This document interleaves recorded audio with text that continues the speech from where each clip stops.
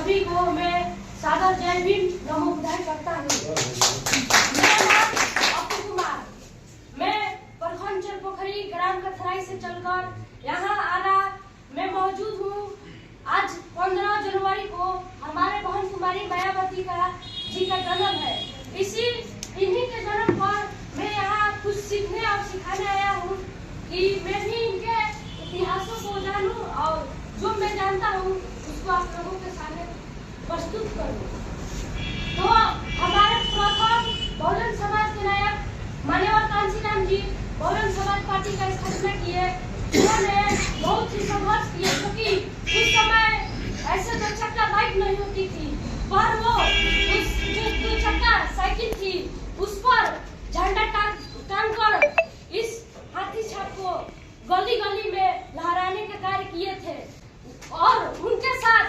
हमारी बहन कुमारी मायावती जी, जिसे आयरन लेडी के नाम से जाना जाता है, उन्होंने भी इनके विचारों को अपनाया और बहुजन समाज पार्टी के यूपी में 4 बार मुख्यमंत्री रह चुकी है। मैं इनके बातों पर प्रकाश डालूंगा कि मैं अपने गांव में जैसे कि मेरे से बड़े हो, मेरे जैसे छोटे भाई बंधु बहनों को मैं एक ग्रुप बनाकर ऐसे तो पढ़ाता भी हूँ, जैसे कि और इनके बाबा साहब अम्बेडकर हुए, जैसे साहू जी महाराज हुए, गुरु नानक हुए, सावित्रीबाई फुले हुई, इन सभी तमाम महापुरुषों के बारे में बताता हूँ और चर्चा करता हूँ कि आप लोग जितना पढ़ने में ध्यान देते हैं उतना पहले अपने महापुरुषों के बारे में जरूर जाने, क्योंकि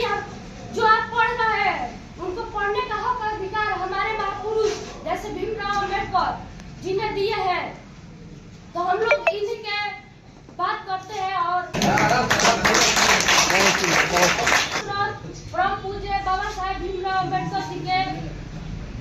और आयरन लेडी बहन कुमारी मायावती जी को मैं इस